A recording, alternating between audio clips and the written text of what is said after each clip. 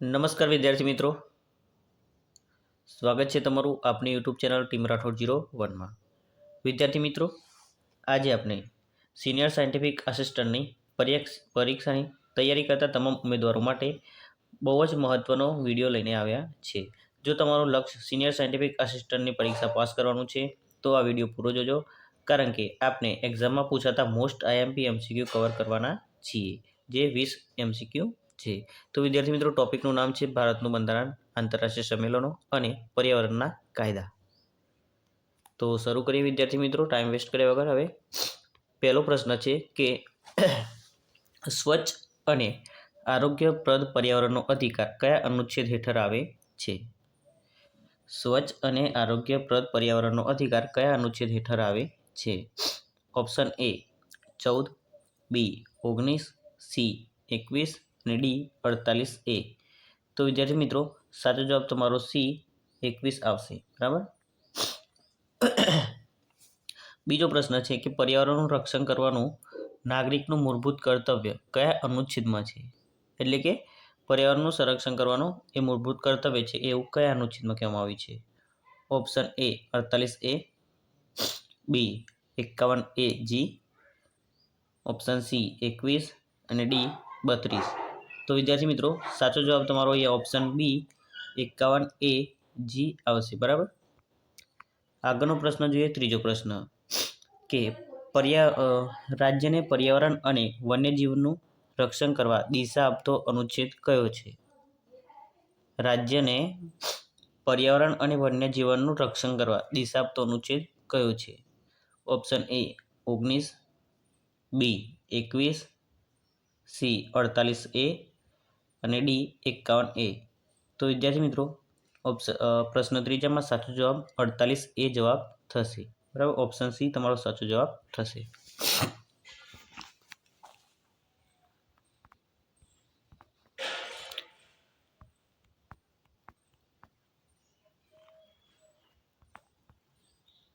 ચોથો પ્રશ્ન છે કે માનવ પર્યાવરણ પર પ્રથમ વૈશ્વિક પરિષદ કઈ થઈ હતી? બરાબર.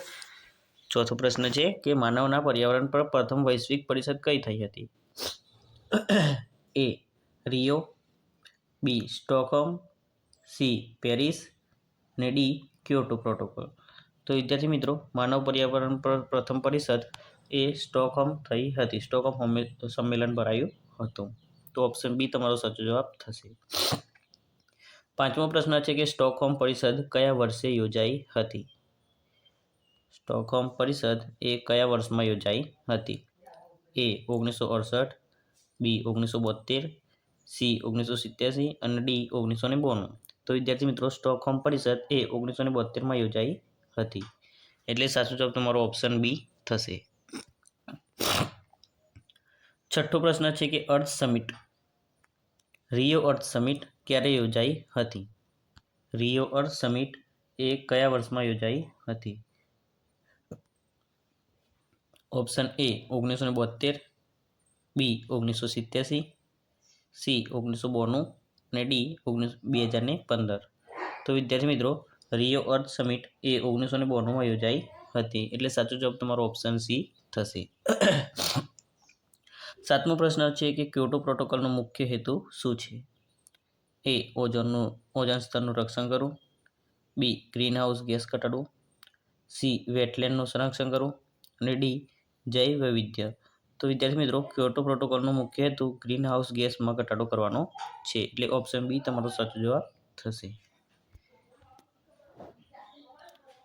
આઠમો પ્રશ્ન છે કે પેરિસ એગ્રીમેન્ટ કયા વર્ષમાં સ્વીકારવામાં આવ્યું? પેરિસ એગ્રીમેન્ટ એ કયા વર્ષે સ્વીકારાયું હતું? એ 2005માં, બી 2010, સી 2015 અને ડી 2020. તો વિદ્યાર્થી મિત્રો, પેરિસ એગ્રીમેન્ટ એ 2015માં સ્વીકારવામાં આવ્યું હતું. નવમો પ્રશ્ન છે કે ઓઝોન સ્તર રક્ષણ માટે મહત્વનો પ્રોટોકોલ કયો છે? ઓઝોન સ્તરનું રક્ષણ કરવા માટે મહત્વનો પ્રોટોકોલ કયો છે? એ ક્યોટો પ્રોટોકોલ, બી રામસર, સી મોન્ટ્રીયલ અને ડી પેરિસ. તો વિદ્યાર્થી મિત્રો, ઓઝોન સ્તરના રક્ષણ માટે મોન્ટ્રીયલ પ્રોટોકોલ આવે છે. ઓપ્શન સી તમારો સાચો જવાબ થશે. 10મો પ્રશ્ન છે કે રામસર સંમેલન કયા માટે છે? એ જંગલો માટે, બી વેટલેન્ડ માટે, સી વાયુ પ્રદૂષણ અને ડી હેવી મેટલના પ્રદૂષણ માટે. તો વિદ્યાર્થી મિત્રો, રામસર સંમેલન એ વેટલેન્ડ માટે છે. બરાબર, એટલે ઓપ્શન બી તમારો સાચો જવાબ થશે. 11મો પ્રશ્ન છે કે રાષ્ટ્રીય પર્યાવરણ નીતિ કયા વર્ષમાં અમલમાં આવી હતી? એટલે કે નેશનલ એન્વાયરમેન્ટ પ્રોટેક્શન એક્ટ એ કયા વર્ષમાં અમલમાં આવ્યો હતો? તો એ 1992, બી 2000, સી 2006 અને ડી 2010. તો વિદ્યાર્થી મિત્રો, રાષ્ટ્રીય પર્યાવરણ નીતિ 2006માં અમલમાં આવી હતી. 12મો પ્રશ્ન છે કે એનઈપી 2006નો મુખ્ય ઉદ્દેશ શું છે? એ ઔદ્યોગિક વિકાસ, બી પર્યાવરણનું સંરક્ષણ સાથે ટકાઉ, સી ખેતી વિકાસ અને ડી શહેરીકરણ. તો વિદ્યાર્થી મિત્રો, એનઈપી 2006નો મુખ્ય ઉદ્દેશ પર્યાવરણ સંરક્ષણ સાથે ટકાઉનો વિકાસ કરવો, એટલે ઓપ્શન બી તમારો સાચો જવાબ થશે. 13મો પ્રશ્ન છે કે આઈપીસીની કલમ જાહેર ઉપદ્રવ સાથે સંકળાયેલી છે? આઈપીસીની કઈ કલમ જાહેર ઉપદ્રવ સાથે સંકળાયેલી છે? એ 268, બી 277, સી 278 અને ડી 304. તો વિદ્યાર્થી મિત્રો, જાહેર ઉપદ્રવ સાથે કલમ નંબર એ 268 સંકળાયેલી છે. 14મો પ્રશ્ન છે કે આઈપીસીની કલમ 277 કયા પ્રદૂષણ માટે છે? એ વાયુ, બી પાણી, સી અવાજ અને ડી ભૂમિ. તો વિદ્યાર્થી મિત્રો, આઈપીસીની કલમ 277 એ પાણી પ્રદૂષણ સાથે સંકળાયેલી છે. ઓપ્શન એ તમારો સાચો જવાબ થશે.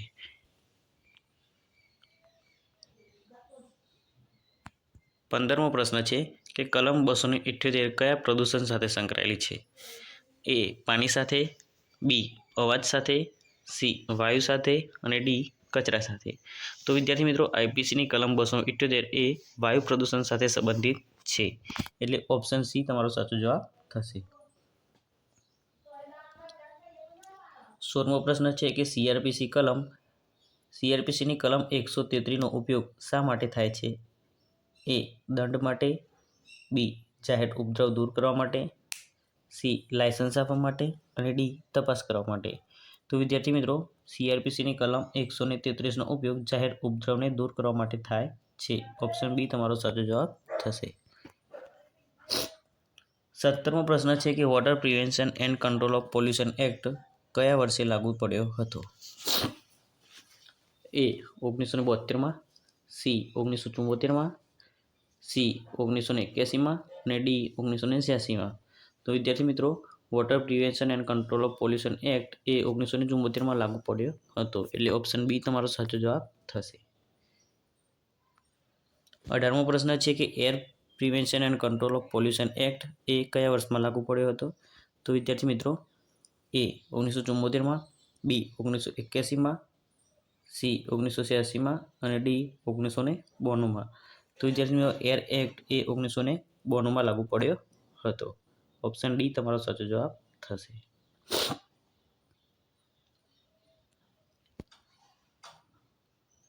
સોરી વિદ્યાર્થી મિત્રો, એર એક્ટ એ 1981 આવશે. જવાબ અહીંયા તમારો ઓપ્શન બી સાચો જવાબ થશે.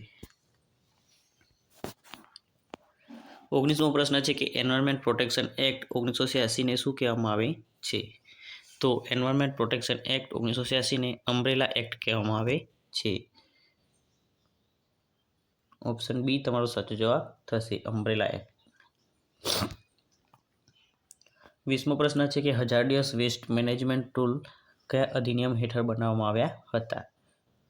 એ વોટર એક્ટ અંતર્ગત, બી એર એક્ટ અંતર્ગત, સી એન્વાયરમેન્ટ પ્રોટેક્શન એક્ટ અંતર્ગત કે આઈપીસી અંતર્ગત. તો વિદ્યાર્થી મિત્રો, હઝાર્ડસ વેસ્ટ મેનેજમેન્ટના રૂલ એ એન્વાયરમેન્ટ પ્રોટેક્શન એક્ટના હેઠળ બનાવવામાં આવ્યા હતા, એટલે ઓપ્શન તમારો સી સાચો જવાબ થશે. તો વિદ્યાર્થી મિત્રો, વિડીયો પસંદ આવ્યો હોય તો વિડીયોને લાઇક કરી દેજો અને તમારા મિત્રો સાથે શેર પણ કરી દેજો. જે પણ વિદ્યાર્થી મિત્રો ચેનલ પર નવા હોય તો ચેનલને સબસ્ક્રાઈબ કરવાનું ભૂલતા નહીં અને પીડીએફ મેળવવા માટે તમે આપણા વોટ્સઅપ ગ્રુપમાં જોઈન થઈ શકો છો. તો વિદ્યાર્થી મિત્રો પ્રિપેરેશન તમારી કમ્પ્લીટ ચાલુ જ હશે બરાબર. હવે આપણી પરીક્ષાના બહુ દિવસ રહ્યા નથી. 18 તારીખે આપનું એક્ઝામ છે, તો એકવાર જરૂરથી રિવિઝન તમે કરી લેજો, જે પણ વાંચ્યું હોય આજ સુધી તે બરાબર. વિડીયો આપણે અહીં પૂર્ણ કરીએ. Best of luck. જય હિન્દ, જય ભારત. નમસ્કાર વિદ્યાર્થી મિત્રો, સ્વાગત છે તમારું આપણી યુટ્યુબ ચેનલ ટીમ રાઠોડ 01માં. વિદ્યાર્થી મિત્રો, તમને બધાને ખબર જ હશે કે આપણી સિનિયર સાયન્ટિફિક આસિસ્ટન્ટની એક્ઝામ 18 જાન્યુઆરી 2026ના રોજ લેવાની છે બરાબર. દરેક જણે કોલ લેટર નીકાળી દીધા હશે. કોલ લેટર માટે ઈમેલ પણ આવ્યો છે અને ટેક્સ્ટ મેસેજ પણ આવ્યો છે બરાબર. જે વિદ્યાર્થી મિત્રોએ કોલ લેટર ડાઉનલોડ ના કર્યો હોય તે કરી લેજો અને પોતાનું સેન્ટર એકવાર જોઈ લેજો. તો વિદ્યાર્થી મિત્રો, શરૂ કરીએ. આજનો ટોપિક છે માછલીઓ માટેનું બાયો એસે પરીક્ષણ, જે સિનિયર સાયન્ટિફિક આસિસ્ટન્ટમાં 10 યા 5 માર્ક્સમાં પૂછાવાનું છે બરાબર. તો વિદ્યાર્થી મિત્રો, તેના આપણે આઈએમપી 20 MCQ જોવાના છીએ. તો વિદ્યાર્થી મિત્રો, શરૂ કરીએ તે પહેલાં જણાવવાનું કે જે પણ વિદ્યાર્થી મિત્રો આપણી ચેનલ પર નવા હોય તો ચેનલને સબસ્ક્રાઈબ કરી દેજો અને વિડીયોને લાઇક કરી દેજો અને તમારા બીજા ફ્રેન્ડ સાથે પણ શેર કરી દેજો, જેથી તેમને પણ ખૂબ નજીક પરીક્ષા આવી ગઈ છે તો તેમને પણ મદદ મળી રહે બરાબર, જે પણ એમને MCQ મળી રહે તે. તો વિદ્યાર્થી મિત્રો, શરૂ કરીએ છીએ માછલીઓ માટેનું બાયો એસે પરીક્ષણના આઈએમપી પ્રશ્નો. તો વિદ્યાર્થી મિત્રો, પહેલો પ્રશ્ન છે કે માછલીઓ માટે સૌથી વધુ ઝેરી એમોનિયાનું સ્વરૂપ કયું છે? A NO3, B NH4, C NH3 કે D NO2? વિદ્યાર્થી મિત્રો, માછલીઓ માટે સૌથી વધુ ઝેરી એમોનિયાનું સ્વરૂપ એ NH3 છે બરાબર. એટલે સાચો જવાબ તમારો ઓપ્શન સી થશે. બીજો પ્રશ્ન છે કે pH વધવાથી એમોનિયાની ઝેરી અસર કેવી થાય છે? pH વધવાથી એમોનિયાની ઝેરી અસર કેવી થાય છે? A ઘટે છે, B વધે, C બદલાતી નથી કે D નાશ પામે છે? તો વિદ્યાર્થી મિત્રો, pH વધે તો એમોનિયાની ઝેરી અસર વધે છે બરાબર, એટલે ઓપ્શન બી તમારો સાચો જવાબ થશે. ત્રીજો પ્રશ્ન છે કે ફિશ બાયો એસે ટેસ્ટનો મુખ્ય હેતુ શું છે? તો ઓપ્શન એ છે DO માપવું, બી છે pH માપવું, સી છે LC15 નક્કી કરવું અને ડી છે TDS માપવું. તો વિદ્યાર્થી મિત્રો, બાયો એસે ટેસ્ટનો મુખ્ય હેતુ એ જ છે કે LC15 નક્કી કરવું બરાબર. તો સાચો જવાબ તમારો ઓપ્શન સી આવશે. ચોથો પ્રશ્ન છે કે LC15નો અર્થ શું છે? એ 100% માછલીઓનું મૃત્યુ, બી 50% માછલીઓનું મૃત્યુ, સી 25% માછલીઓનું મૃત્યુ કે ડી 10% માછલીઓનું મૃત્યુ? તો વિદ્યાર્થી મિત્રો, LC15નો અર્થ છે કે 50% માછલીઓનું મૃત્યુ થયું છે. ટેસ્ટના અંદર LC15 નીકળે તેના પરથી 50% માછલીઓનું મૃત્યુ થયું છે તેવું ગણવામાં આવે છે. પાંચમો પ્રશ્ન છે કે અક્યુટ ટોક્સિસિટી ટેસ્ટનો સમયગાળો કેટલો છે? એ 1 કલાક, બી 6 કલાક, સી 24 થી 96 કલાક અને ડી 30 કલાક? તો વિદ્યાર્થી મિત્રો, અક્યુટ ટોક્સિસિટીનો ટેસ્ટનો સમયગાળો 24 થી 96 કલાક, એટલે ઓપ્શન સી તમારો સાચો જવાબ થશે. છઠ્ઠો પ્રશ્ન છે કે ક્રોનિક ટોક્સિસિટી ટેસ્ટનો હેતુ શું છે?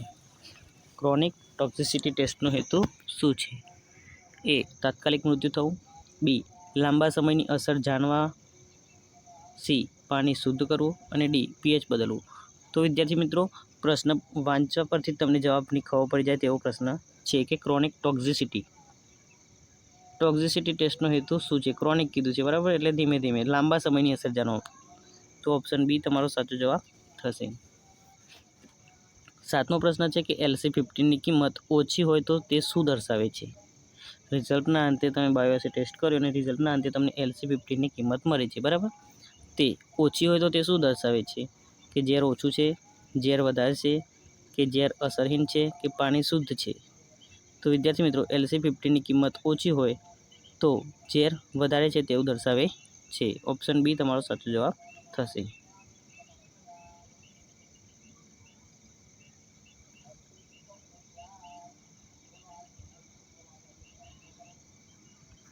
આઠમો પ્રશ્ન છે કે ફિશ બાયો એસે ટેસ્ટ સામાન્ય રીતે કેટલા કલાક માટે થાય છે?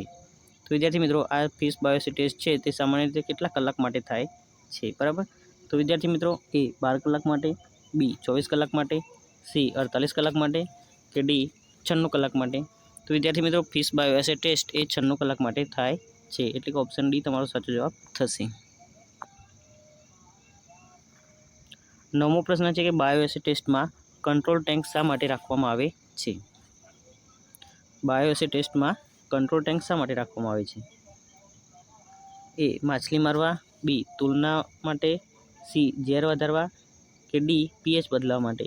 તો વિદ્યાર્થી મિત્રો કંટ્રોલ ટેન્કનો ઉપયોગ તુલના માટે કરવામાં આવે છે, એટલે ઓપ્શન બી તમારો સાચો જવાબ થશે.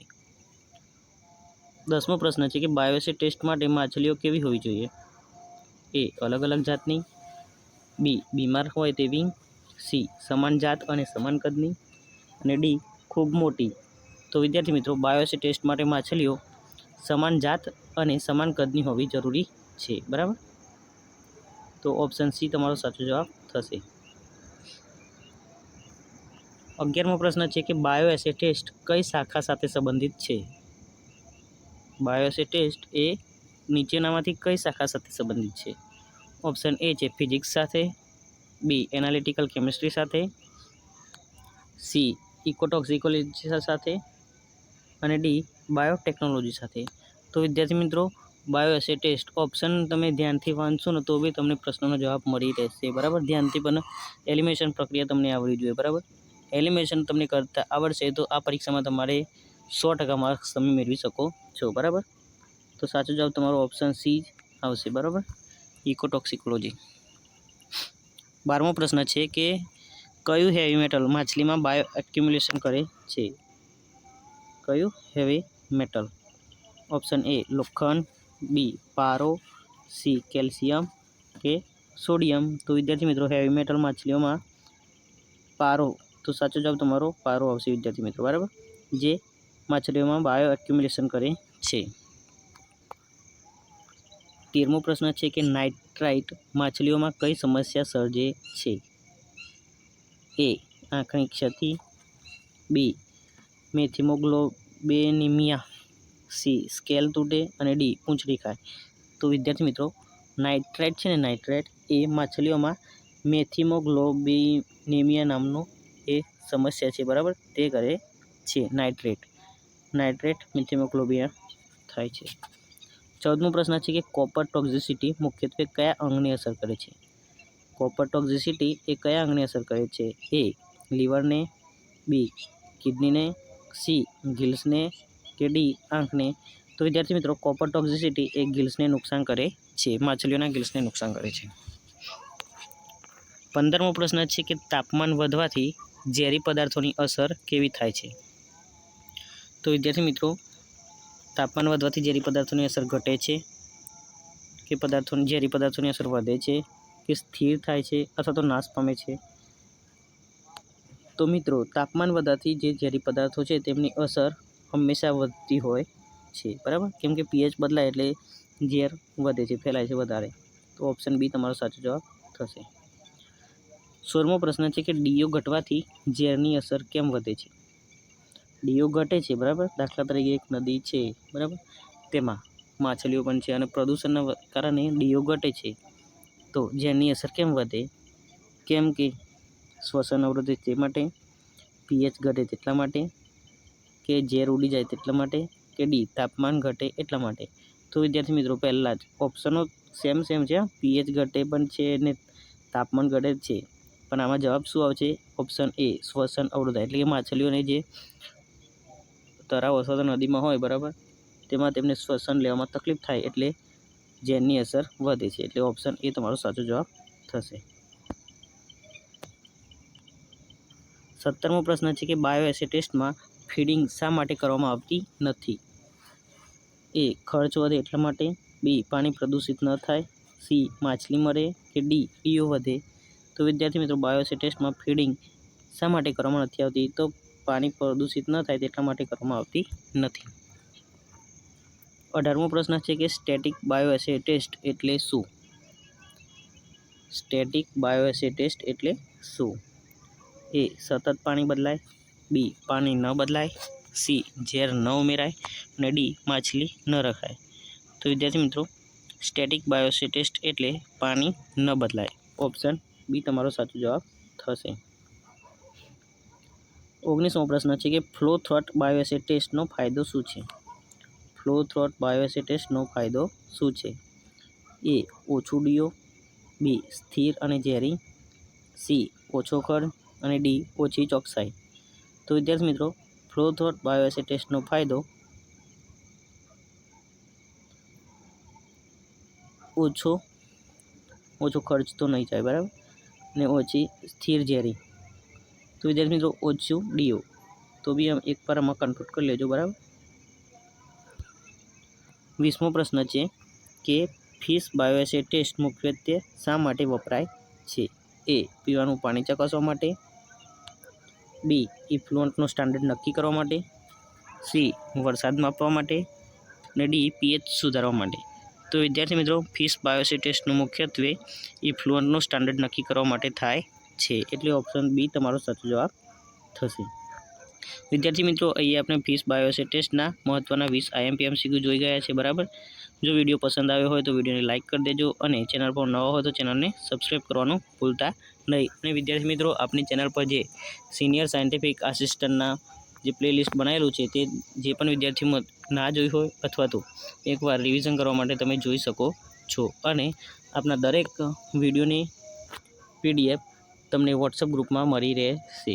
તો કાલે જ મેં અપલોડ કરી હતી, બરાબર. એકવાર રિવિઝન પણ તમે કરી લેજો. તમામને બેસ્ટ ઓફ લક પરીક્ષા માટે અને રિવિઝન એકવાર જરૂરથી કરી લેજો. વિદ્યાર્થી મિત્રો, ટાઈમ મળશે તો આપણે વિડીયો લાવતા જ રહીશું, બરાબર. જય હિન્દ, જય ભારત.